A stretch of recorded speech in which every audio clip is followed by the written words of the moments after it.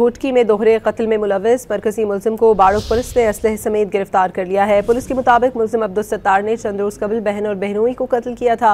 मुलजिम के कब्जे से बगैर लाइसेंस असलहा बरामद करके मुकदमा दर्ज कर लिया है, ताहम मजीद तफ्तीश का अमल अभी जारी है। घोटकी में दोहरे कत्ल में मुलविस मरकजी मुलजिम को बाड़ो पुलिस ने असलहे समेत गिरफ्तार कर लिया है। पुलिस के मुताबिक मुलजिम अब्दुल सत्तार ने चंद रोज कबल बहन और बहनोई को कत्ल किया था।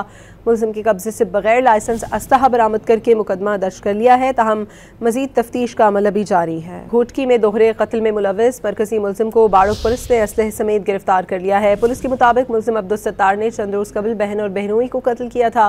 मुलजिम के कब्जे से बगैर लाइसेंस असलहा बरामद करके मुकदमा दर्ज कर लिया है, ताहम मजीद तफ्तीश का अमल अभी जारी है। घोटकी में दोहरे कत्ल में मुलविस मरकजी मुलजिम को बाड़ो पुलिस ने असलहे समेत गिरफ्तार कर लिया है। पुलिस के मुताबिक मुलजिम अब्दुल सत्तार ने चंद रोज कबल बहन और बहनोई को कत्ल किया था।